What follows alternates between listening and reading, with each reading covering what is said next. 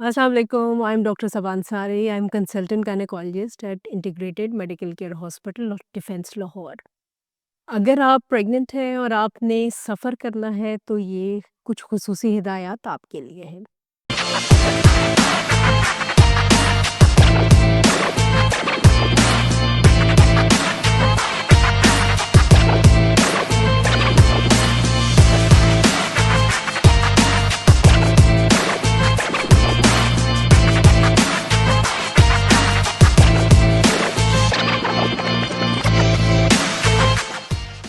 Pregnancy में travel के लिए आपने क्या इम्पोर्टेंट चीज़ें ज़हन में रखनी है, आज हम उस पे डिस्कस करेंगे।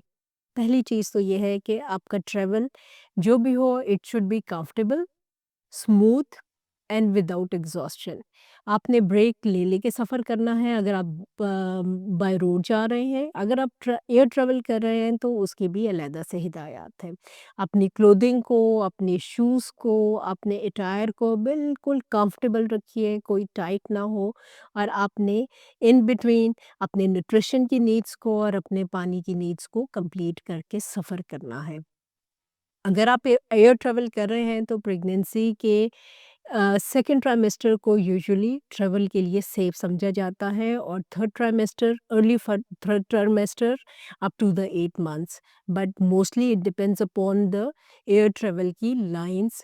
एयरलाइंस पे डिपेंड करता है कि वो आपके प्रेगनेंसी के किस टाइम तक आपके एयर ट्रैवल को अलाउ करती हैं। जब भी आपने एयर ट्रैवल करना है इस चीज़ का ख़ास ख़्याल रखना है कि आपकी कंफर्ट, आपकी सेफ्टी और आपकी ease should be the priority.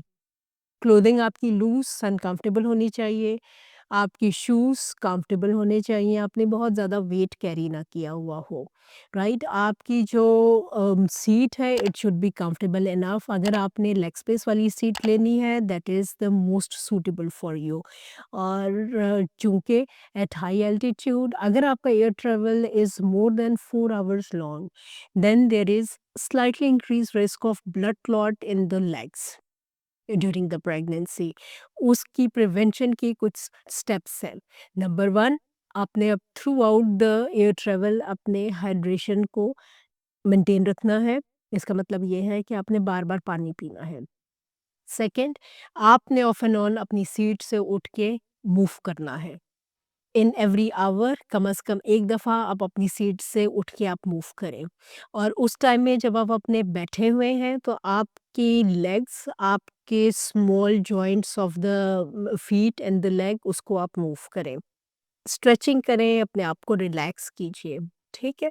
इसके अलावा if you are at a higher risk of the blood clot during the pregnancy, आपने टेट स्टॉकिंग्स वेयर करके ट्रैवल करना है।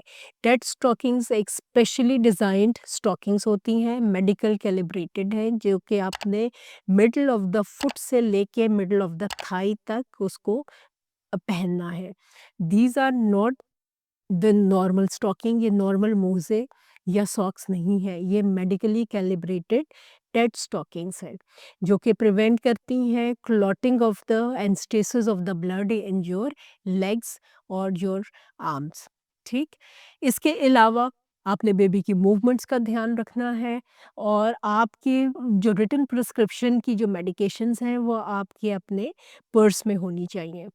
एयर ट्रैवल अगर आप बाय रोड ट्रैवल कर रहे हैं तो इस बात का खुसूसी ख़्याल रखें कि आपका ट्रैवल का path without any harsh patches होना चाहिए।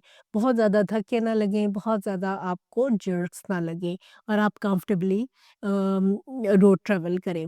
इसके अलावा आपका ट्रैवल विद ब्रेक्स होना चाहिए और जिसमें आप थोड़ा-सा रेस्ट करें, थोड़ा-सा स्ट्रेच करें, अपने लेग्स को, अपनी बैक को थोड़ा-सा लाइन कर लें और आप एग्ज़ॉस्ट ना हों। So this is all about the travel during the pregnancy either by road और by air. Safest period for the travel is the second trimester. Try to avoid travel in the first trimester until unless it is an emergency. आप first trimester में travel ना कीजिए। Third trimester में third trimester is okay to travel out, but again for air travel it is not advisable by many of the airlines to travel beyond 34 to 36 weeks. Thank you.